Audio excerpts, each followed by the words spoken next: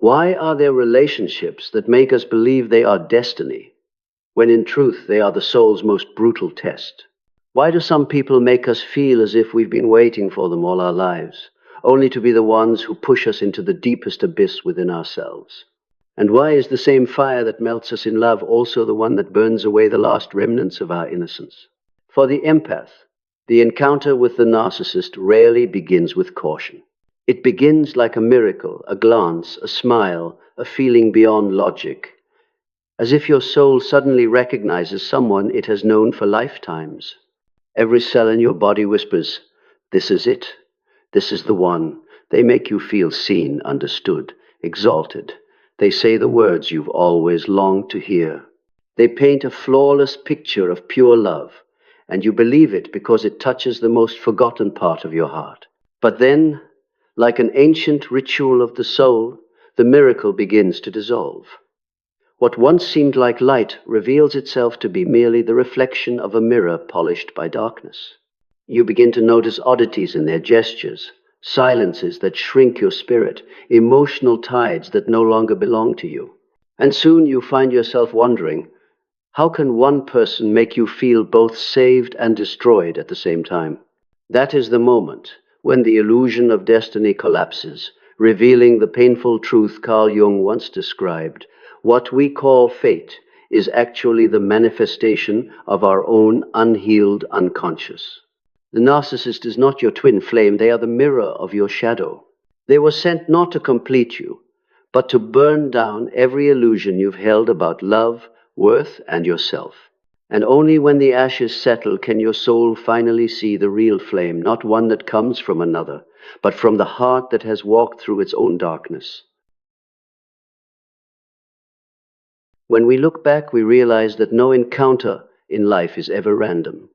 Every soul that crosses our path, whether to love us or to break us, plays a role in the grand drama of consciousness evolving. The empath and the narcissist seem to come from opposite poles, one overflowing with emotion, the other void of it, but in truth they meet not by chance, but by a soul contract formed long before either could speak their name in this lifetime.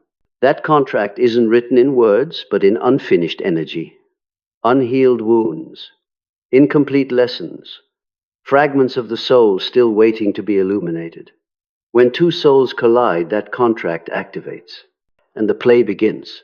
The empath enters the relationship with an open heart and a longing to love, while the narcissist enters with a hunger for validation, an endless need to be mirrored back as valuable.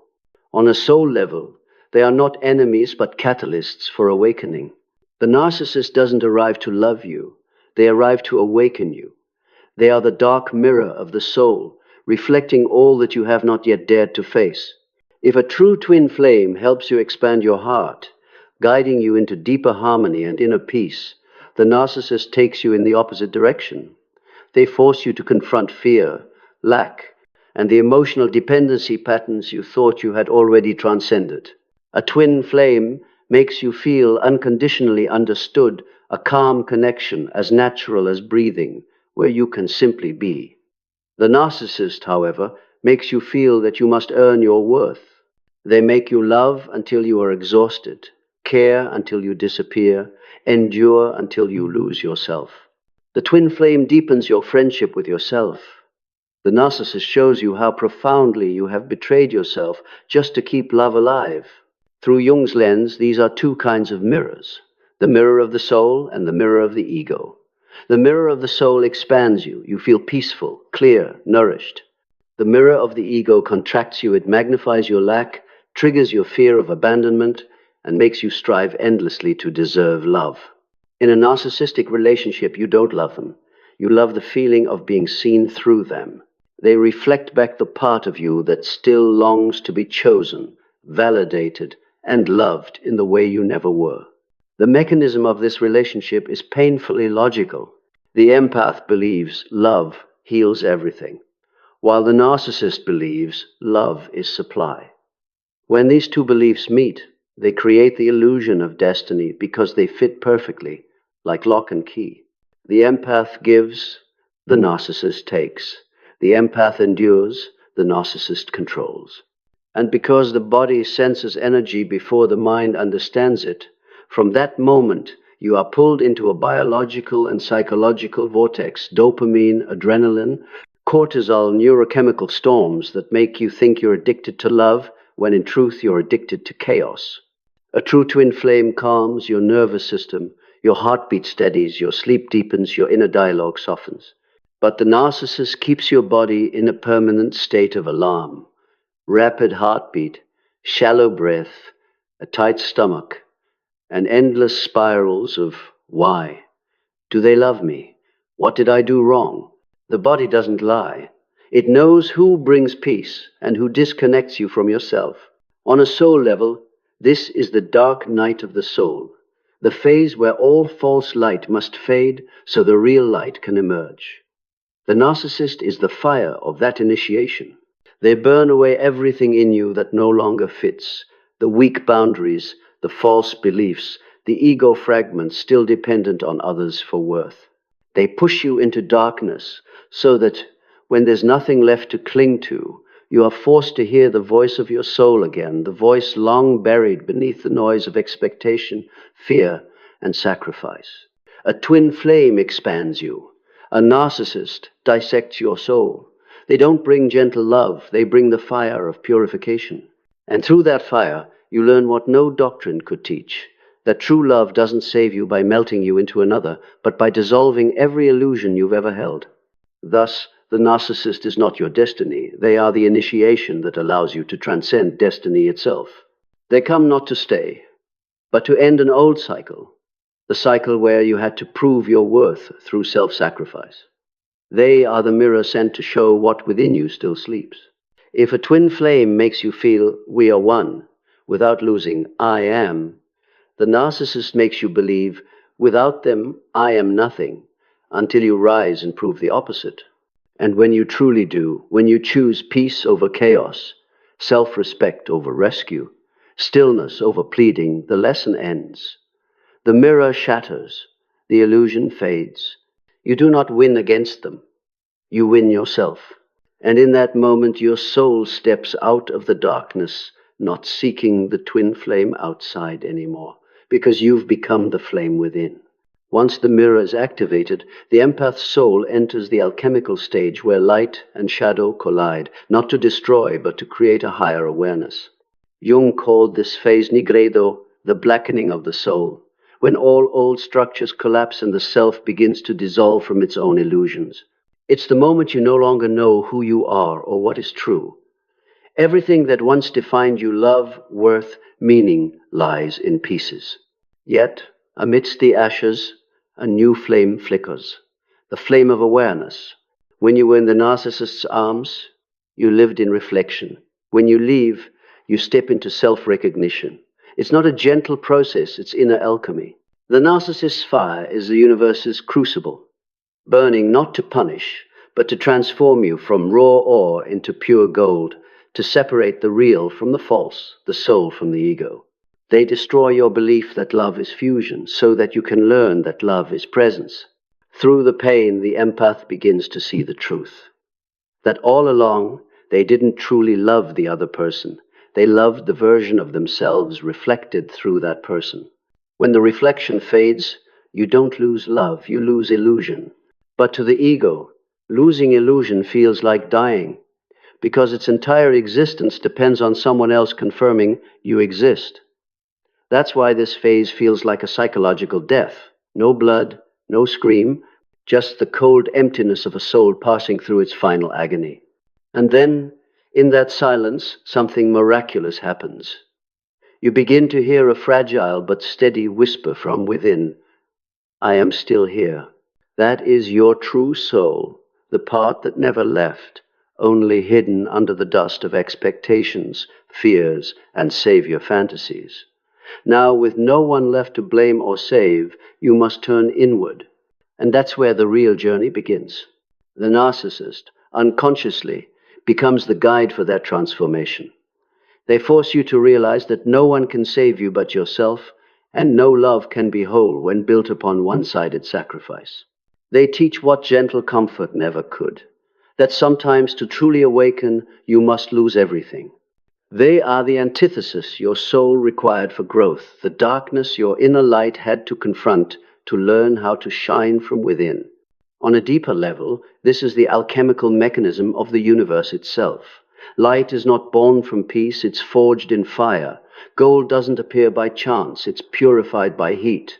The empath's heart, overflowing with love, isn't shaped in easy relationships, but in the ones that break them open until they learn that true love is not the gentle glow, but the light that illuminates even the dark. When you understand this, you stop cursing the past. You see the one who hurt you, not as an enemy, but as a hidden teacher. You no longer wish for their return, because you know that relationship has completed its purpose. You no longer need them to understand, because the lesson wasn't for them, it was for you. In that moment, the energy between both souls transforms from addiction to awakening. The fire has done its job, to burn, to melt, to reveal the light. And now, standing amidst the ashes of what you once called destiny, you finally see that destiny was never about finding someone. It was about finding yourself. After the alchemical fire completes its mission, a sacred silence descends. No more cries of the ego, no more cycles of chasing and proving. What remains is not ecstatic joy, but a stillness as deep as a lake where the soul finally rests after lifetimes of reaction and fear. At this stage, the empath experiences what Jung called the rebirth of consciousness. It's not about becoming a new person, but about the soul's full return to itself. You no longer try to love, you are love. You no longer seek peace, you embody peace. There is no longer them and me, no longer right and wrong, only awareness. And in that awareness, you see both the one who hurt and the one who was hurt as parts of the same whole seeking to know itself. The difference now is that before, when caught in karmic cycles, you loved to fill a void. Now you love to overflow. Before, you sought others to feel enough. Now you meet everyone carrying the knowing that you already are enough. This is the soul's great shift from emotional dependence to energetic sovereignty. And only through this process do you finally understand the narcissist's true purpose in your soul's evolution. They didn't come to destroy you. They came to push you back to your center, to the point where you no longer need validation, no longer fear losing love, because you are that love. Like the ashes after a forest fire, what seems like devastation becomes the most fertile soil for new life. So it is with your soul. After losing everything you thought was safe, you realize you never truly lost anything. The only thing you released was the illusion that your worth lay outside yourself. And when you no longer cling to any image, a new kind of power rises. It is quiet power, the strength that comes not from control, but from no longer needing control. Energetically, when you reach this point, your entire field changes. Instead of vibrating in reaction to others, you become the stable center. When someone tries to manipulate, you don't react not because you're numb, but because you see the mechanism. You see the string they're trying to pull, and you simply don't hold it anymore. That is true freedom, not detachment from the world, but existing within it without being defined by it. From here, you enter a new phase, conscious love. You no longer love by reflex, but by choice. You love without needing others to change. You give without fear of depletion. You walk away when necessary without guilt. You know when your soul says enough. And from that place you attract entirely different relationships, not because you found someone better, but because you have become someone different. When you reach this level of awareness, the narcissist, whether still in your life or long gone, no longer holds any energetic power over you, because their power has always come from your reactions. When you no longer react, the game ends. Every tactic, gaslighting, silence, misdirection becomes meaningless in the face of the stillness of someone who has seen through the mechanism. That is the moment the universe gives you the green light to step into a new phase, the phase of spiritual freedom. And the most beautiful part is this: when you no longer need anyone to feel whole, when you no longer search for a twin flame outside yourself, that is precisely when your true twin flame can appear not to complete you, but to walk beside you in freedom. No more karma, no more tests, only the meeting of two souls already whole within themselves. But that can only happen after you have passed through the fire, endured the dissolution, and stood up amid the ashes to say, I don't need anyone to save me anymore. I'm back. And in that declaration, the universe smiles, because it knows the rite is complete. Your soul has been reborn. After the rebirth, the empath soul enters a wholly different state where love, knowledge, and consciousness blend into one. This is what Jung calls conjunctio, the sacred union of opposites. Light and shadow, reason and emotion, masculine and feminine, soul and ego. It is no longer a battle between two poles, but a reconciliation within awareness. At this level, the soul understands that darkness is not the enemy of light, it is the condition for light to appear, and that what once caused our collapse becomes the very material from which we stand. Before, you lived in duality, you called one thing good and another bad. One person a victim, another a perpetrator. Now, you see the larger picture. You understand that consciousness does not evolve by eliminating darkness, but by bringing light into it. Darkness does not disappear, it is redefined. Fear is not destroyed, it becomes a signpost. Anger is not denied, it becomes the energy of boundaries. Suffering is not rejected, it becomes the gateway to wisdom. And here, the empath truly transforms into the alchemist of the soul. They no longer seek comfort in promises of eternal light, but understand that true light is born only by accompanying the darkness without being devoured by it. The deeper they go, the more a great paradox reveals itself. Healing is not the removal of the wound, but the ability to look at it through a wider awareness. When you touch this level, love is no longer an emotion, but a state of understanding. Love no longer lies in connection with another, but in the way you see the world. You love because you see, not because you need. You see fear in others and do not react. You see weakness in yourself and do not judge. You understand that everything, even hurt, carries within it a higher order, a subtle logos of the universe. From a philosophical view, this is when the soul reaches a third order of awareness, where Descartes' I think, therefore I am, is no longer sufficient. Now you live by a deeper principle. I am aware, therefore I am. In this state you are no longer bound by form, driven by reaction, or controlled by old memories. You become the conscious subject in the very psychological film in which you once only played a role. And at this point you understand the great role of the narcissist in that symphony of evolution. They are not a mistake, but the engine that ignites transformation. Without them, you would never be pushed to the edge to truly see yourself. Without them, you would remain in the comfort zone of being good, never touching the real power of compassion, the kind that is paired with wisdom and no longer tinted by the urge to save. This is also the level many traditions call Sophia consciousness, the consciousness of sacred wisdom, where the soul no longer seeks a guide, but becomes its own guide. You begin to live as a conscious observer, non-attached but not indifferent, simply seeing clearly. You can look at a manipulator and keep your kindness, yet no longer let that kindness become an entry point for intrusion. You love, but with the high resolution of consciousness. At this level, the empath stops being the healer and becomes the integrator. Instead of asking, whom must I help? They ask, how am I serving the world through my very frequency? They understand that their energy, words, presence, breath is the message. They stop preaching lessons and teach by presence. When they pass through a place, they leave calm. When they fall silent, they prompt others to look within. And that is the highest quality of love. Love that does nothing yet transforms everything. It needs no result, no proof. It only needs to be. When you arrive here, you understand why the universe had to send the narcissist to you. To move your love from emotion to awareness, from sentiment to wisdom, from need to essence. From here, you no longer study darkness, you befriend it. You understand that in every human being, including yourself, there is a narcissistic part trembling with the fear of not being loved. And when you can look at that part with the light of understanding instead of judgment, You are not only freed, you free the world reflected within you. This is when the dark night of the soul ends not with victory, but with reconciliation. Because in the end, the journey does not take you to some other heaven.